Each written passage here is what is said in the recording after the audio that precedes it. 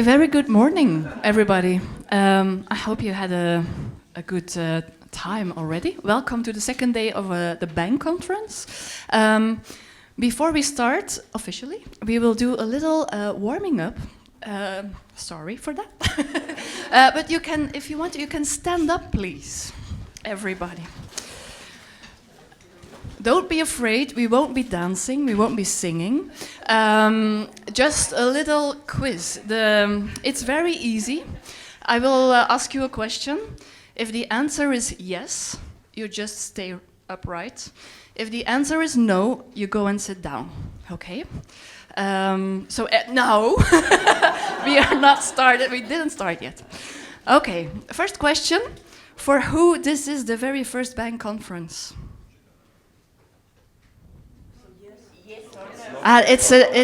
So yes, you stand. You keep on standing. If the answer is no, you can go and sit down. So the first question is, for who is this the first ever bank conference? Is it your first, and then it's yes or no? Yeah, is it your first bank conference?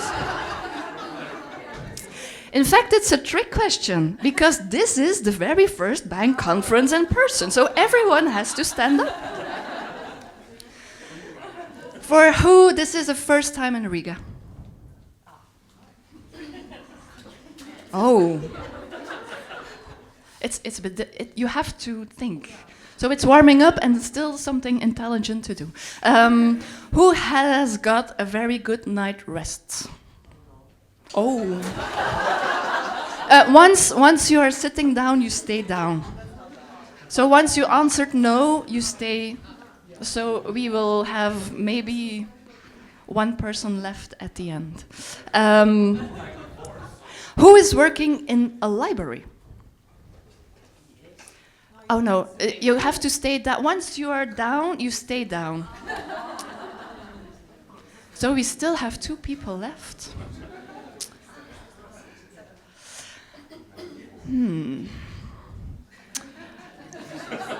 The last question. Be careful what you're answering. Who thinks bang is... No, I have to reflect on that. Who thinks bang is not the best network group ever?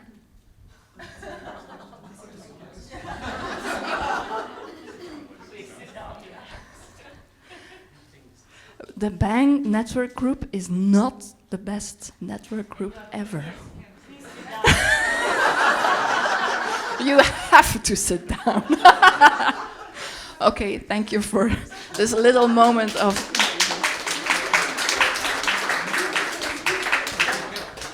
Ineta, your turn. It's so good that we sacrificed the recap of the first day to get a coffee so that our brain is activated. Yeah.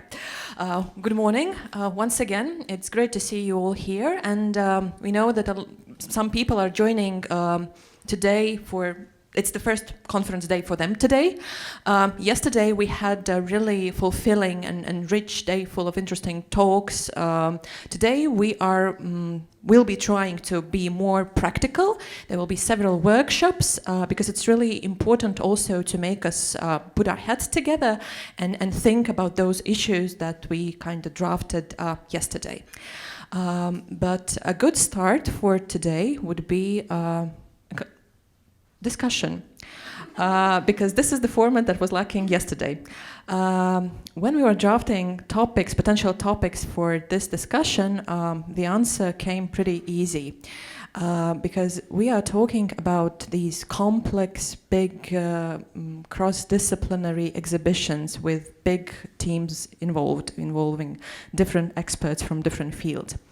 And it's always a really curious question how to balance these roles when it comes to project management and implementation of exhibition idea.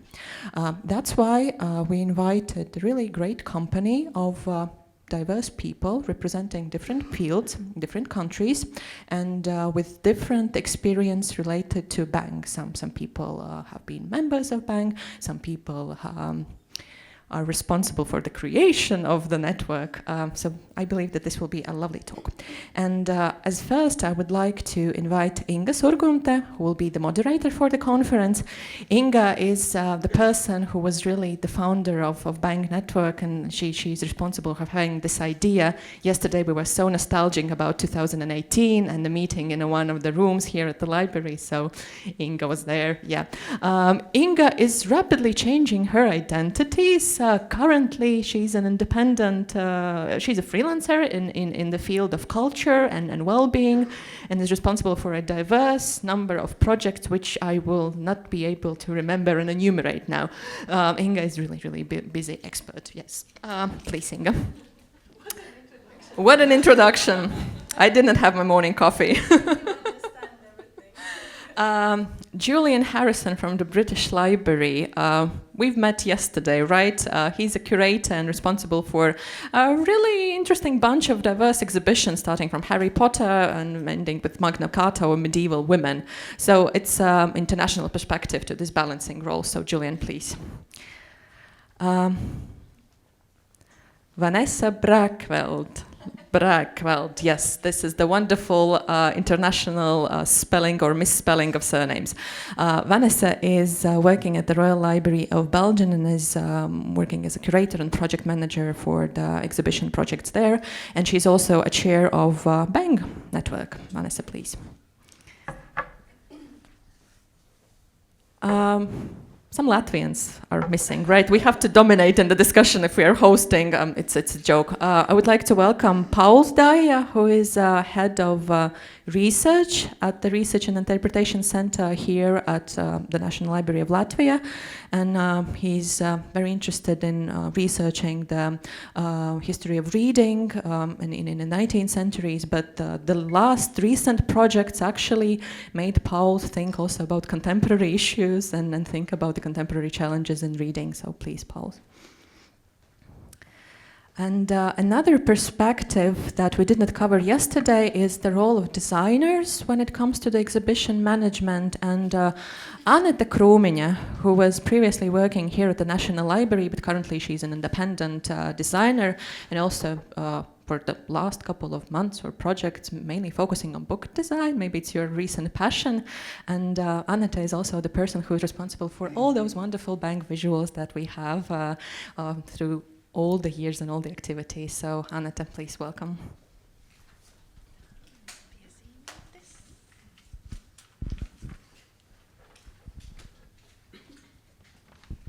So I'm going to start. Hello again, and maybe to explain all that confusing change of identities that Ineta was mentioning on my side.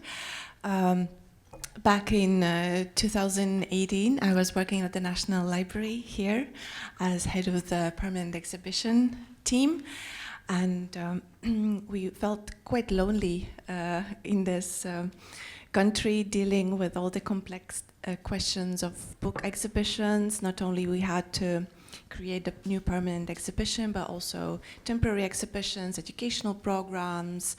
We were producing theater shows and conferences, lots of things, and we felt like we would like to connect to a larger ecosystem of book exhibitions and everything related to them.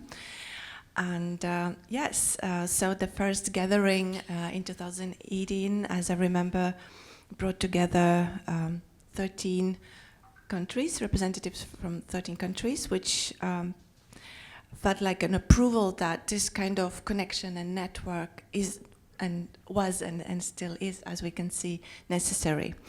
And when we were drafting the invitations list, we were looking for curators, researchers, collection keepers, designers, educators, communicators, really trying to look at the whole diversity of the roles that is included in exhibition making, and try to invite these people to talk together.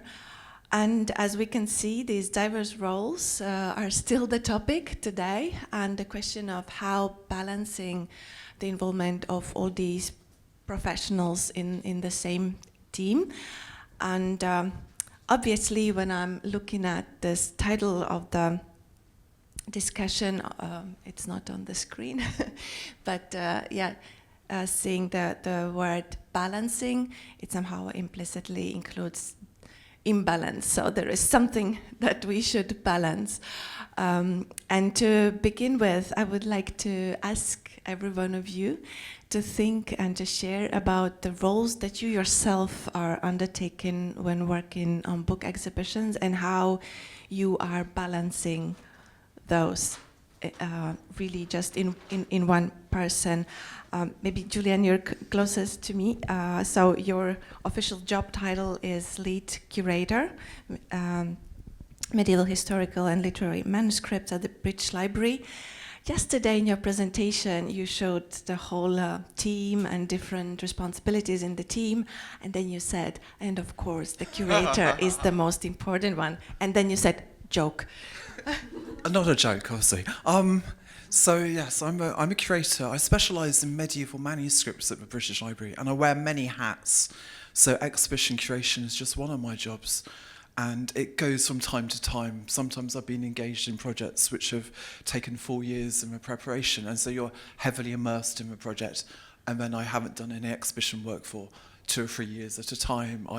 I supervise PhD students. I oversee the export license operation at British Library. I supervise cataloguers and correct and augment their records and a variety of different things. Even when I'm working on an exhibition, it's never been a full-time, 100% job. So coming back to like the teamwork, it actually scared me when I was trying to remember all the different people who have been involved in an exhibition. But it also absolutely emphasised to me the whole notion of collaboration and, working together with people. So wearing my curator's hat, when I curate an exhibition, I'm hoping to be involved in shaping the storyline. I do think it's my role and my duty I want to communicate about the stories of my books and my collections. So ultimately, I want to have a heavy role in deciding the exhibit list in liaison with other colleagues. I also, it may have become clear yesterday, I'm also really interested in exhibition design.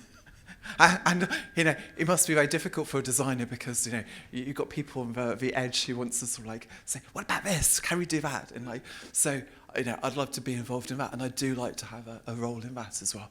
And we also, at the British Library, when we were doing an exhibition, we inevitably write an exhibition book as well. So I'm doing that. Then the exhibition opens and I'm doing events.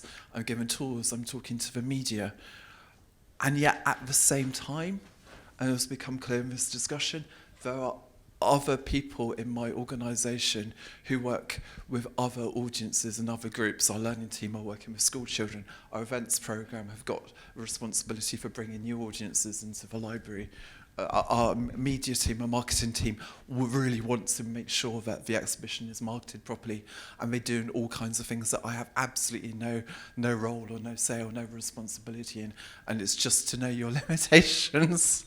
But coming back to the list that you already mentioned, being responsible for storyline, taking part in design, etc., is it easy? Can you maybe address this topic of balance? Where do you feel maybe some inner conflict, changing your hats and thinking from different perspectives? Where do you feel the most comfortable and what is most challenging maybe? Well, absolutely. Anybody feels most comfortable when they are in a situation where they feel in control of a situation. And I think exhibition work is actually quite challenging in many respects. We are probably all aware of limitations on the space or the budget, things which are happening behind the scenes which you are not directly involved in or which change during the process of doing an exhibition. And so there are factors that are taking place, for example, when it comes to funding exhibitions, where as a curator, you do not necessarily have a say in what you can actually achieve. You have to play with what you have, and this is why I think you have to focus on your own speciality, your own responsibilities. So in my case, ultimately, I think I'm very well well positioned to say, this is a book, this is a collection item that I think can tell an incredible story. But then it's my role and responsibility to influence and to communicate that to my colleagues first, to impress upon them why that's absolutely needed in our exhibition, and then for our designers to take that forward and so forth. Thank you. We'll come back to that, but moving to Vanessa. Vanessa, just if we talk in titles and job titles, so your current title is responsible for temporary exhibitions at the KBR. You've also worked in research and education, so already so many roles. Would you like to share how you are balancing those in a book exhibition project?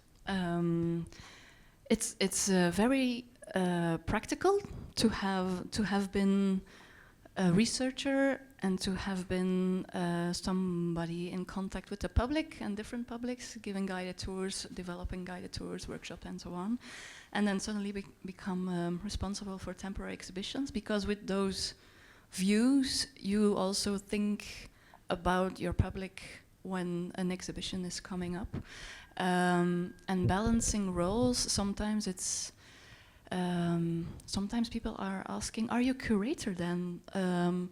If I'm explaining what I'm doing, and sometimes, yes, I'm also a curator, and other times I'm especially a project manager, but also always with the head of storytelling is important for the exhibition, which is the target audience, and how we will manage our story for that target audience. So it's really wearing different hats, also doing all the administration, which I don't like. That's not part I like the most, but it's necessary, and it's very interesting to have those different experiences already, to put that in the making of an exhibition.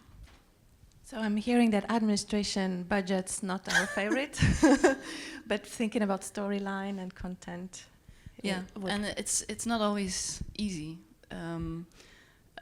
Because, and that's also very interesting. I'm always working with other people, other curators, other departments from the library, and it always brings another way of working, because curators have their thoughts, and then you have to sneak in with, oh, but maybe we should turn it a bit like this or like that, and some curators are really into collaborating in that direction, and others, they are stubborn and they want to have their scientific experience and research as a result in that exhibition. So it's that's interesting, but sometimes it's also difficult because you don't have the, how do you say, the mandatory to take decisions, and that they are willing to believe you in your experience. Let's come back to that later on. I think curators is a special topic. And one of them is also Paul Dye, who is head of research at the library, but you've been also involved in major exhibitions at the National Library. One of them, just to mention, was on popular culture in Latvia in 19th and 20th century, back in 2016, Awakening the Story of Herrnhutians 2022, and the great exhibition that you all had a chance to see yesterday is a library birthright, which is part of the 500 years anniversary of the Latvian book that Paul's created together with Maya Trail. So what roles are you combining? I guess there is research, curation, co-curation with other curators. How do you feel about juggling with all those? Yeah, thank you. I must say a few things about my background. So actually, I defended my PhD more than 10 years ago about Enlightenment book history, so about the 18th century. And this means that also when working on exhibitions, my initial role is to be researcher and, historian. But it always starts this way. It never ends this way, because we all we all are doing the same thing here. We are, crossing the borders of responsibilities. You asked, how do we find balance? And when I'm looking back at exhibitions I have worked on, every time it depended on people who were involved, not in responsibilities, but co-working ability, temperament, and this has influenced this balance more than crossing the boundaries between different hats and different responsibilities. But I would like to say, and because I thought about it yesterday when I thought about this process of participating in exhibition curating, I haven't thought about, reflected upon it previously, because it's work that I do every day, and so I don't have time to reflect. But yesterday I saw that perhaps there is never a balance in making an exhibition, and probably there shouldn't be. There must be some tension in order for exhibition to be successful, but there is always this balance afterwards in another spheres of my professional life. My work at the library is mainly connected to academic field. I'm still a researcher. I publish articles, I participate at conferences. I work also in the fields of science administration and the public communication of research and public programming. And perhaps I'm the only one in this room who can say that I enjoy science administration and public programming very much. But what I have noticed after working on exhibitions, and I think that first meaningful experience was when we were working together with you and with Annette on an exhibition about Moravian manuscripts.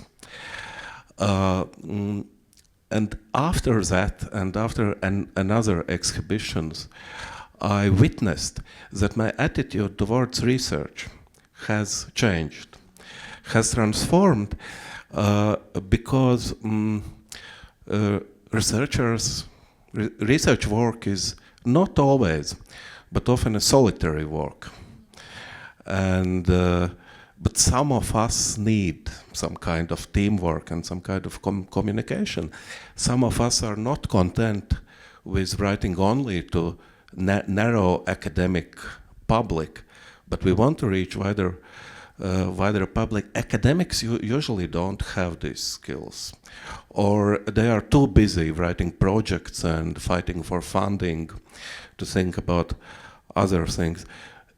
Experience working on exhibitions made me think about public and about teamwork in some new ways, which I can't cancel afterwards when I'm doing research. So this is probably the most important thing for me, because I'm not a professional. I learn by doing. Well, thank you for sharing. This is so beautiful, but I'm sure me and Annette, we didn't intend to transform you when in that project, but we did accidentally. It's a side effect. That was really nice. So Annette is also wearing many hats. She is currently independent designer and curator. She used to be designer at the National Library, also head of the designers exhibition department. And which of these roles do you like? How do you combine them? And I think from also my own previous experience at the library, we have really strong designers team, and designers were always in a way, also educating curators, really, in that perspective that Paul just mentioned. So you are like ghost curators sometimes of the exhibitions.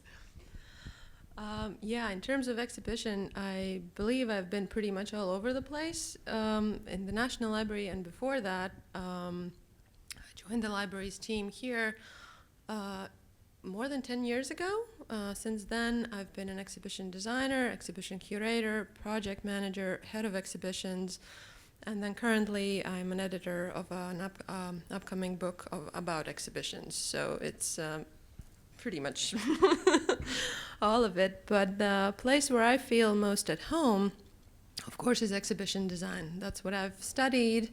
That's what I'm most interested in, and that's what I also, in part, find most challenging, because one of the aspects, how I'm looking at it, is that my job as a designer is to translate all the ideas, the concepts, the research into a physical experience. Because how I see exhibitions is that it's an experience of a body in a space. And there's so many aspects to it. The sounds, the lights, all the tactile, all the visual elements that also have to work together with all the restrictions in terms of lighting and humidity and all the weird angles the books can or can't be opened in and positioned, and also ergonomics and accessibility and the concepts, etc. And there's so much that goes into it.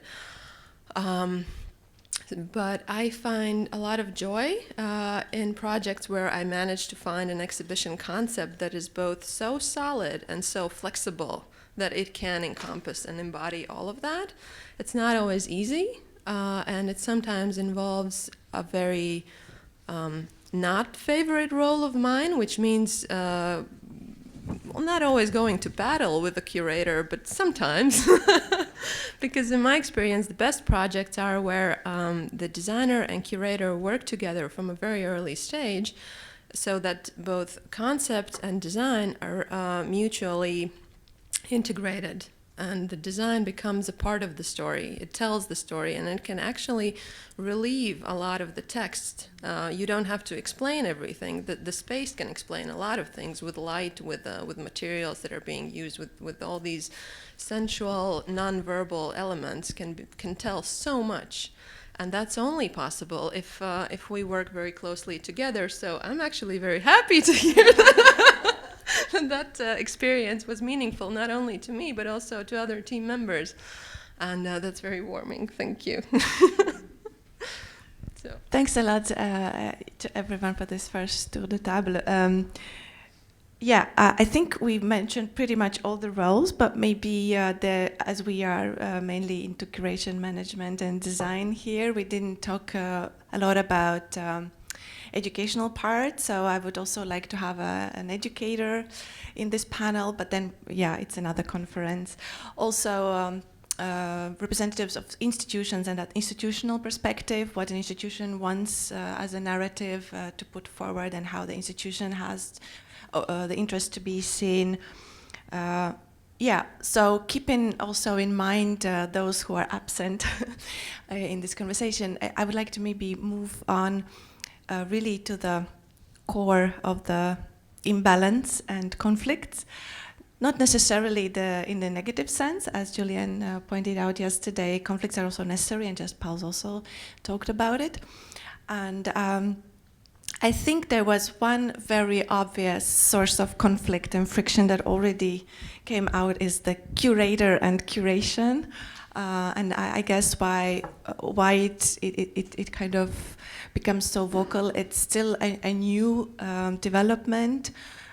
It's only at the end of 20th century that the shift from the very authoritarian kind of curator's expert position started shifting towards more curation as a shared responsibility and practice.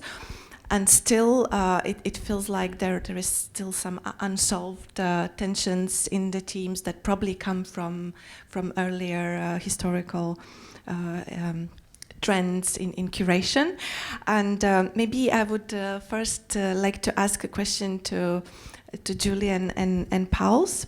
I don't know if you noticed that, but it seems that very difficult and dangerous times for curators have been 2 years, 2006 and 2008, because in 2006, an artist, Emmanuel Eni, wrote a drama, Death of the Curator, and he performed it during the festival Documenta, accompanied with a multimedia installation.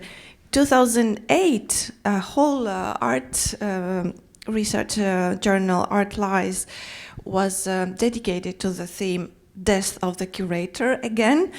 And then there has been also a contemporary art exhibition in Oslo that was already in 2020's Death to the Curator. So I wanted to ask how alive do you still feel as curators? Do you feel safe? But jokes aside, it's mainly really this signals of some anger, obviously, against curators and certain curator practice, and a wish to deconstruct it. So how do you feel about it? Are you against it? Are you part of it? Have you witnessed it? Yeah, the floor is yours. There's also there's a whole, it goes beyond the word curator, at least in English, has been used. You can curate a record collection. There's a shop near where I live, a clothes shop called The Curated Man. If you go to Gatwick Airport, there's a pub which looks a bit like Wetherspoons, which is a sort of low range, sort of like, and it's called The Curator. It's I'm always obsessed with finding ways in which people have taken the word curator or curated and taken it into new contexts. And it does come down, though, actually. I'm very sort of heart-warmed about the notion that curation is something to be opposed, or it's a threat to people. Actually, I think it's our responsibility as curators to actually to help and to assist and to absolutely collaborate with our colleagues. I think this is where we can sometimes get slightly caught in the rut and think, well, we know best about our collections, or we know best about the exhibition design. I can throw little things into the mix about like working with researchers and thinking that researchers want to show every single copy of a particular text from the very first printing, the second edition, the third impression. And from an exhibition point of view, that may not work. That may not be the most inspiring and engaging way. But that is an absolute responsibility. I actually enjoy sort of like working with our colleagues who might be working in our learning team, working with our marketing team, working with our press team, because actually they do have really important contributions. And it may be, for example, I've alluded to already, that for an exhibition like Medieval Women, as a curator, you're thinking about, I want to put on display the oldest autobiography written by an English woman, or the first signature of Joan of Arc, or the oldest Valentine's Day letter. But there's somebody else in my organisation who works with school children who is thinking, how on earth do I actually communicate what's important about those items? So it's my responsibility to actually help those. And I don't think there should be, of course, there's always going to be a bit of friction and tension, but it's absolutely our responsibility to be open to that and to be open and collaborative. You're too good, Julian. But I wanted to ask a question to you. Because in the years 2006 and 2008, I had completely different problems and the reading matter. And I wanted to ask, what was the reasoning behind those articles you mentioned? Was it some sort of resistance towards hierarchical structure of, well, probably knowledge creation and public programming? So I would like to say that in some ways, when curator dies, everybody dies. Because if I, as a researcher, take the role of curator And well, Annette as designer does the same. We are not pure researchers and designers anymore. We are getting into some sort of identity crisis, which is a good thing. At least at the beginning, it can be fruitful, and we talk also in history about the concept of productive crisis. It is probably not permanent, and well, we can, as it happens in life, we can predict that in some 10, 20 years in future, we will be talking about birth of Curator again. Vanessa, you were the first one bringing up the topic collaboration with curators. From your perspective. It's an interesting journey. And it's always a new experience because it's also depending on the people working with. And as we already told, a curator, it's not a pure definition. And sometimes we in KBR, a lot of years ago, we had exhibitions made because there was a research, and that research had to be has to have as a result an exhibition, and then curators or the researchers, they were not thinking about for who I am making this exhibition. For me, it's important to show the research I have done and what the results are. And if there were 200 people coming to that exhibition, or 2,000 or more, that was not important for them. And now we are in another a time. Since 2019, we are really making exhibitions with in mind for who we are making these exhibitions, and it's important that people are coming and that we are opening up this collection for the public and not just for specialists and so on. And some people in the library already worked there for a long time, and they knew how it was just making exhibitions and not thinking for who we are making them, and they are still there. And there are new people in the library who have another idea of what is an exhibition, who are the visitors, and so on. So it depends on who we are working with or who I am working with, and I had different experiences with them, good ones and bad ones.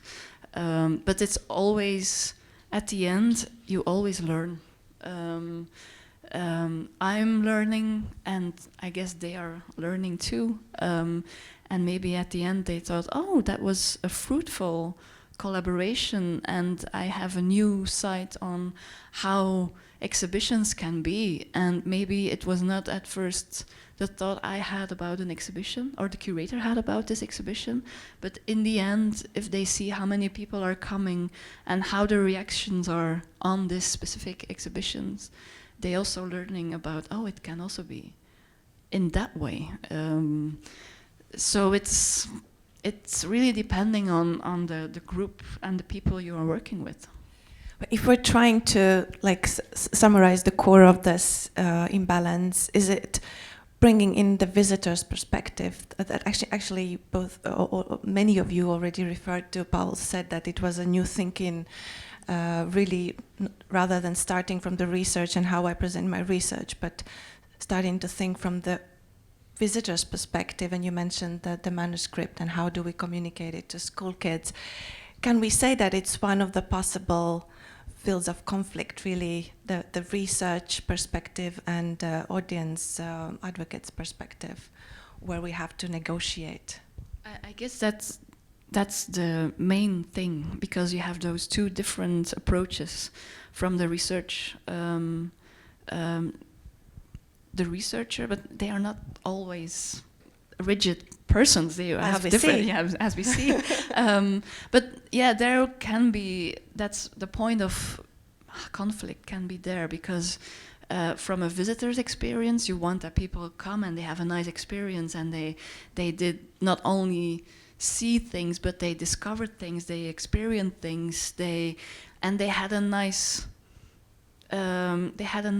day out, and they visited an exhibition, and it sticks in their head because they had done nice things over there. For me, that's important, that visitors who visited an exhibition afterwards can say, oh yeah, that time when I visited this exhibition, I still remember that I saw this or done that. And sometimes you have to turn things around or write text differently or give the opportunity to people to do things with the collection, and there you have sometimes, oh, but they won't understand, or this is not the correct way to say things, or so yeah, there we are on a thin line between conflict or not. Yeah. Annette, your perspective, maybe designers have more original problems dealing with curators and curation, because I have been also in situations where curators somehow imposing some design solutions and designer has to defend. In my experience, it usually has been the designer who takes up the role of advocating for the audience in terms of requiring the text to be shorter, there be less exhibits, and that the labels be really clear. And in my experience, it really comes down to very practical aspects that sometimes are just not considered when working on a concept or an idea, or drafting these lists of items that could be potentially exhibited or that are meaningful or that carry the story. My job as a designer is to kind of, in a way, simplify the context and the concept and everything, so that it's understandable to a wider audience. And that has been an issue with a lot of curators who are not happy with the task of simplifying ideas. They think that's kind of, offensive, almost like, I've done this big job and now you want me to simplify that? Like, there's been a lot of conflict with that. But not with Pauls. No. Pauls was quite open. But another subject that resonated with me was what Vanessa mentioned, is that there are presumably right ways to interpret things, and this kind of brings back to my curatorial experience, particularly my curatorial debut, which was the first time an independent artist collective did their artistic research here in the library. It was a poetry collective. And the topic they were really interested in was the preservation of various collections here at the library. We saw the presentation of that yesterday. Okay, cool. So you know what I'm talking about? And for them, that was super exciting, because they thought that preservation deals only with rare and old medieval manuscripts. But turns out that the most items that go to the restoration workshops are actually from the kids' reading section, because they do all sorts of weird stuff with books, not only reading. And there, in that project, there was a lot of conflict with these people from outside coming in the library and asking a lot of questions that either were seen as, that's obvious, you should know that, but, anyone outside the library bubble does not think that's obvious.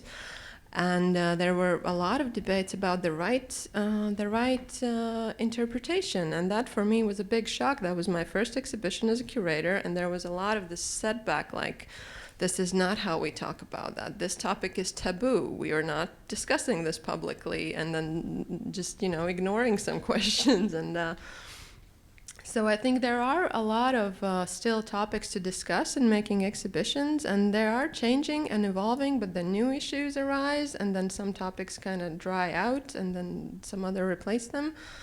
I think it's similar in any given field. So we each have our own problems, and then they intersect here or there, but yeah, it's... Go on.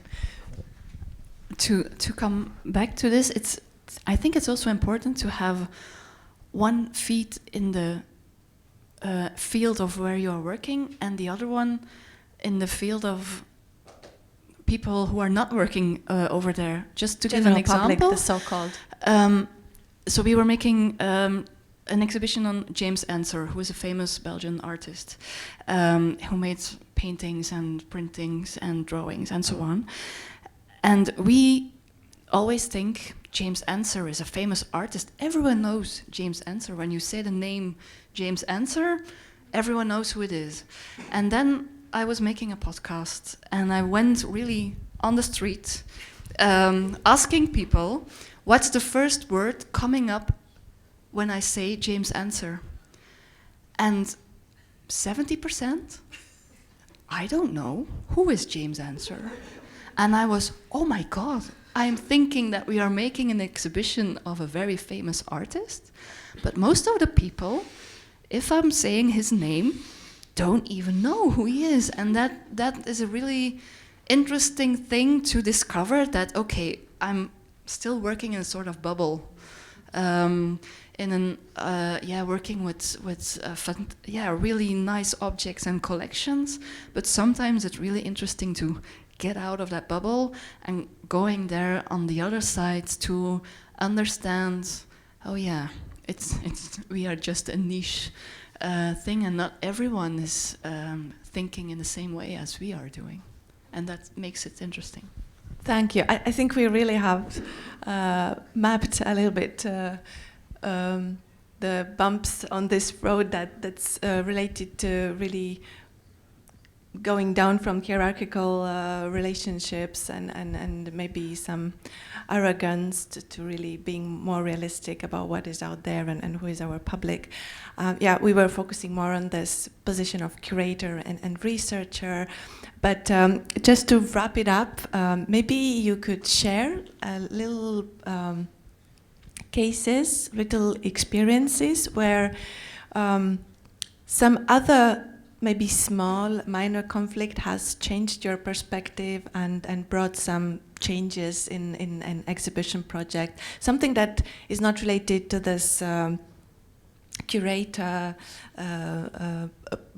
role, but maybe something from other roles, other responsibilities related to, for example, marketing or institutional perspective or educational programs or souvenirs or anything apart from what we have discussed already. Sorry, I didn't prevent you. What about really the communication of exhibitions? Do you have experience that it has influenced of what you produce? So one of my other hats I wear, so coming back to like, it may work differently in different institutions, but the way that I've worked hitherto is that I'm not working full-time in my exhibition, so at the same time it absolutely obsesses me day and night, and I cannot stop thinking about it, but I'm doing other things. And one of them is, writing blog posts, which I think are a really important way of communicating and marketing and promoting my exhibition. And I'm very aware now, having sort of developed my ways of writing over the years, that writing an exhibition label is different to writing a piece for the website, which is different to writing a blog post, which is different to how you might communicate it when you're doing a podcast or you're giving an interview. I actually observe and find it very interesting to see how somebody who's been tasked with writing an exhibition label for the first time may approach it in a way which is dry, doesn't get across the information that you want, and or it's far too long. And we both know this. It's kind of like, how challenging it must be to write and describe the description of a unique item, and you've got 60 words to do it. Who told you you have only 60 words? Well, this is now increasingly the standard in the United Kingdom, although I have to say I sort of slightly disagree. I can write an 80-word label. It's about 3 sentences, maybe 4, and I can do and it will take 10, 15 minutes, maybe, and other people 6 weeks later. And it's really interesting to see how that is a difficult one to do. But I would say that blogging is something that I find really an interesting way. It's almost slightly behind the scenes way of promoting your exhibition. The way that we do it is we want to find what's interesting about this item, which we couldn't tell the story completely in the actual exhibition, in the label, because of the limitations of a space. How can we describe other objects which relate to that, but do it in a way that for people who are not physically going to be able to come to see the exhibition, or from my field, people who have never, ever, and never will handle a medieval manuscript in their life, but they love the idea, they love the history, they're really interested and intrigued. And for me, that's an interesting sort of, it goes beyond the physical curation of the exhibition space. It's also thinking, as I mentioned yesterday, about the long-term legacy. You know, if the exhibition doesn't end the day that it's taken down. Thank you, and it's very relevant to the bank network. Actually, that the awareness of everything else that is around exhibitions was the reason why we took the title not only book exhibitions and audiences, but we shortened it to books and audiences, really being aware of other media and other ways of really communicating the same content as the exhibition does. Vanessa? Yeah, just a memory that was about an exhibition we made with 3 curators. I was part of a curational team, and the project manager of the exhibition was about Toets Tielemans, who is a musician, a Belgian musician, jazz musician. Everybody knows. I don't know if everybody knows Toets Tielemans, but and that was a very nice journey because there wasn't any research done on his collection that came to the Royal Library. So we were 3 musicologists diving into the life and the career of this extraordinary musician, and we made this exhibition. And one thing that still stays with me, and that was quite, because you also talked about affirmative curation.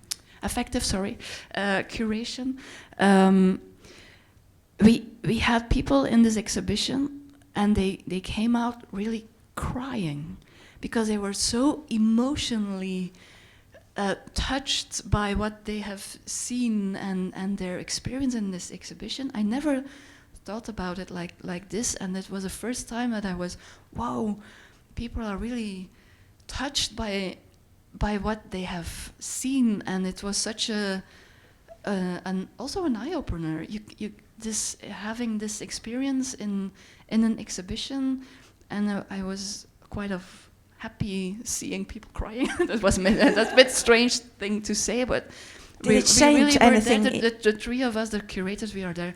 Wow, this is really a very nice compliment for our work that we see people really diving into this exhibition and have this experience. I will never forget that. Did it change anything in your approach? Are you now I'm being more aware of emotions? Still more convinced of the visitor's experience it's there where you have to start with, and not from we have our collection and we will show it. It's okay, what do we want that this visitor takes out of coming to this exhibition? Paul, you kind of already shared your eye-opening moment, but maybe you have another one. Yeah, actually, it's quite similar to what Vanessa said, and in this regard, of course, when you're talking about conflicts, it's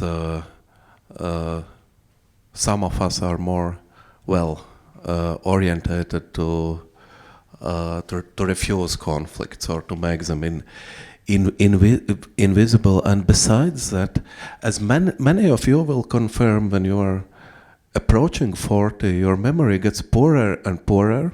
And while colleagues were talking, I wanted to recall some conflict of our exhibition, because started so well. Yeah, because the process was not very easy on all stages equally, and we had to communicate. It was during the pandemic, and we had to communicate online, which also was a little bit complicated, but I couldn't recall any. So, but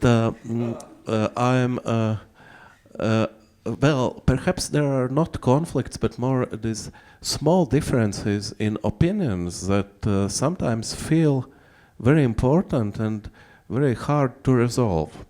And in this case, perhaps well, most significant experience for me has been when we were working together with educators. I know it was a long time ago, some of our educators told me that she is more interested in real people, human beings, instead of ideas. And I was young, and it seemed to me problematic, this view. And after working with different target groups, and for academics, it makes your work so more meaningful when you are working with different target groups, not just general public. After working, I understood that she was very much right. It's always much more exciting to talk about people instead of ideas, or to talk about ideas through the people. So this was quite an interesting experience.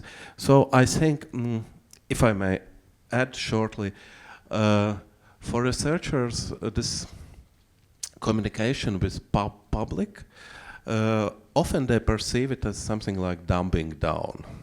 And then they do it, and afterwards, among themselves, they are talking how meaningless it all is. They need therapy afterwards. Well, probably.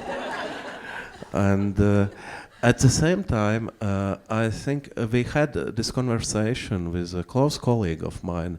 We had brainstorming session, and I told about some ideas in exhibition concept that were interesting. And she asked me, are they interesting to you? Or you are thinking that you will play the public with those ideas? I was unable to answer because it has been so merged into one. And I think it's not dumbing down anymore, it's more training empathy.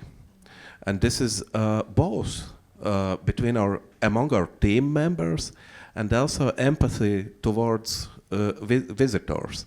And that's probably why I have started to doubt my academic opinion much more often. Boss, we are with you. Just shortly, an experience that has changed my view on my exhibition design practice, but on my overall design practice, because I also design other things like books and conferences, is another hat that I've put on recently, and that is teaching. I'm also a part-time teacher in Riga Design and Art School, where I also tutor the graduates. And two of my graduate students are working on their very first exhibition design projects, and it's very interesting. How do you communicate, and what do you communicate to them? To new professionals coming in the field, they are not familiar with the jargon. They do not know the slang of exhibition making, which obviously there is. I wasn't really aware of that before I started talking about exhibitions to 18-year-olds. And at one point I realized that I'm in front of a class and I'm talking and they're looking at me like, what are you talking about, lady? They didn't understand a lot of it. And that's really interesting, kind of stepping back and boiling the experience down and trying to understand what are the very fundamentals that are irreplaceable, and what is important in this bubble and what is important outside this bubble. Just kind of, communicating with a younger audience that is not experienced in the field for me has been both challenging and very, very interesting, because the ideas they come up with and the solutions, also technical solutions, simply because they're younger and know a lot of different things that I do not know, has been very, very refreshing. Also a bit weird, but very refreshing.